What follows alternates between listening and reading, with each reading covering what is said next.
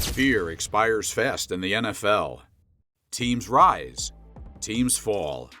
The league adjusts, and whatever scared people last year becomes film study by October. And yet, in one city, it kept coming back. Different players, different eras, but the feeling never left. Seattle. For more than a decade, quarterbacks walked into that stadium and felt the margins tighten. The windows shrink, the hits get louder, like the field itself was leaning against them. Because in Seattle, defense has never been just a plan. It's been an identity.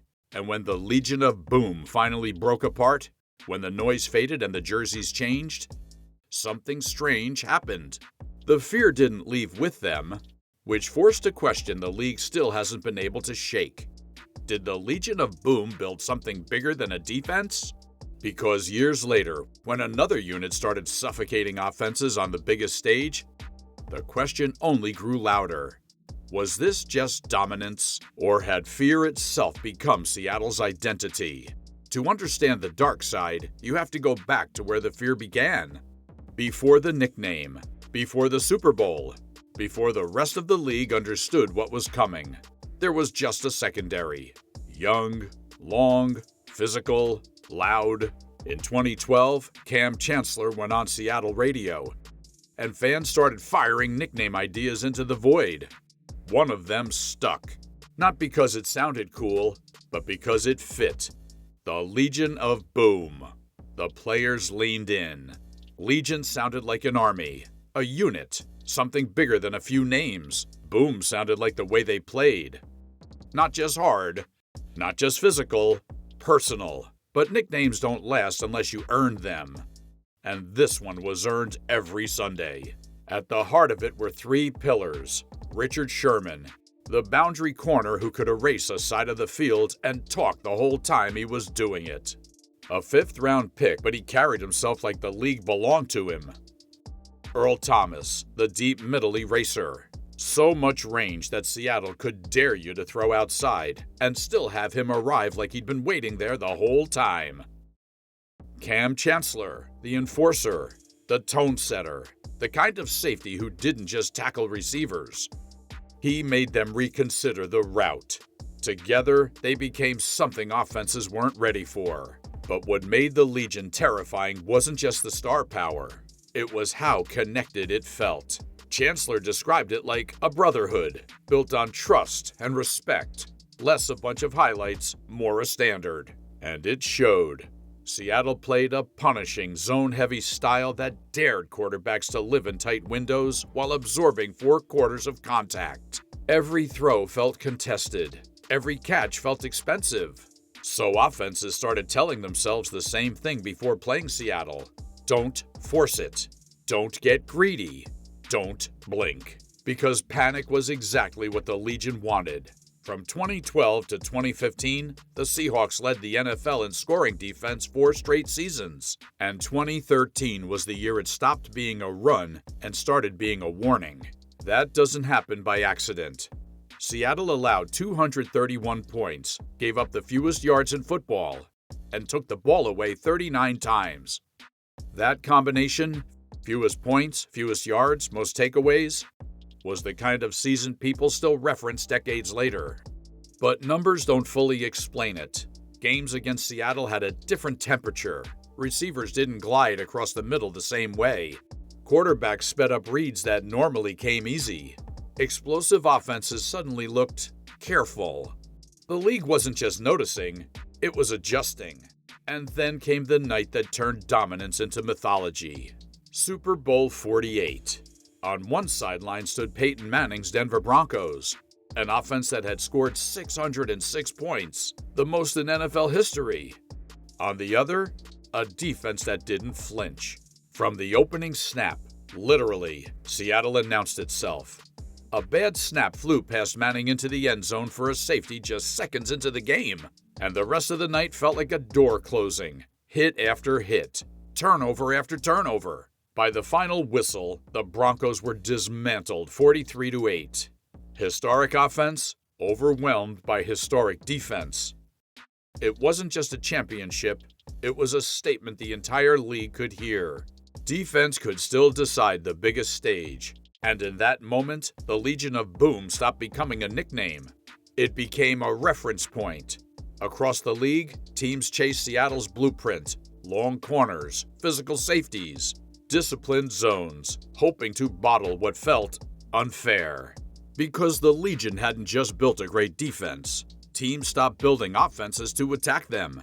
They started building them to survive them. It didn't take long for the league to feel it. Once opponents believe you're different, they start playing different. They start calling plays differently. They start thinking about you before the week even begins.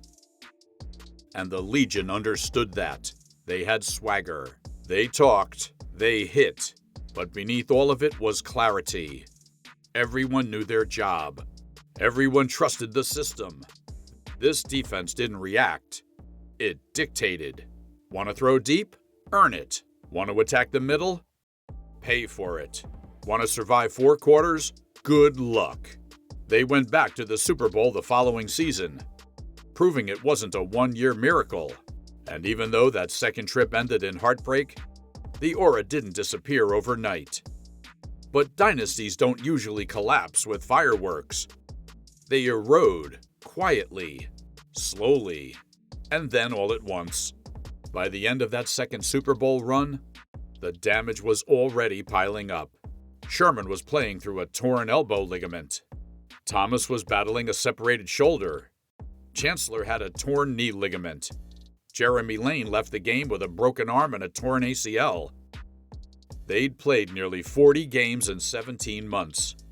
That's what deep runs cost. And over the next few seasons, the wear stopped being manageable. Sherman tore his Achilles. Chancellor suffered a neck injury that basically ended his career. Thomas broke his leg, again. Meanwhile, success did what it always does. It got expensive. Contracts grew. The cap tightened. Depth started slipping away. And slowly, the spine fractured. By the time the core scattered between 2017 and 2019, something unmistakable had happened. The Legion of Boom wasn't coming back. And for the first time in years, Seattle felt quiet. Opposing offenses no longer walked into games expecting psychological warfare. The fear, at least on the surface, seemed gone, which left one uncomfortable question hanging in the air. Was the Legion lightning in a bottle? Or had they built something deeper? For a while, Seattle searched. Not aimlessly, the language stayed the same. Toughness, discipline, no big plays. But recruiting once-in-a-generation pieces is brutal, especially when the original formula was built around a secondary that felt like it was playing a different sport. Then something shifted. The new era didn't try to copy the Legion. It evolved. Less personality forward, more trench-driven, more flexible, and quietly, more dangerously. By 2025, the league had given it a name: the Dark Side. Not an imitation, an evolution. Where the Legion built fear from the back end outward, the Dark Side started at the line of scrimmage. Pressure arrived without warning. Seattle blitzed at one of the lowest rates in football, yet still pressured quarterbacks on over 35% of dropbacks. The rush didn't announce itself, it just showed up. And behind it, the coverage stayed disciplined, zone heavy, patient, suffocating. There were stretches where opponents couldn't generate chunk plays at all, nothing over 20 yards, nothing that changed the game in one snap. And then came the moment that proves you're real: the Super Bowl XLVIII. Seattle's front recorded 6 sacks, collapsing the pocket again and again until the game stopped feeling like a contest and started feeling like survival. New England couldn't generate anything downfield early. No fireworks, just containment. Control. Dominance. It wasn't identical to 2013, allowing 17.2 points per game, compared to the Legion's 14.4, but it didn't need to be, because the identity had returned. And slowly, the realization hit. The players changed. The mechanism changed. The fear didn't. Here's what the Legion of Boom truly left behind. People weren't just talking about the Seahawks anymore. Around the league, they were talking about the defense. Not the offense, not the quarterback, the defense. It had a name people recognized, a style teams tried to copy, a presence offenses had to plan around before the week even started. You could see it in the way games were called. Quarterbacks got the ball out faster. Receivers thought twice about crossing the middle. Coordinators trimmed playbooks just to survive 4 quarters. That's when you know it's bigger than a good unit. It isn't just winning, it's shaping behavior. And maybe, most importantly, Seattle learned something. A defense doesn't have to be temporary.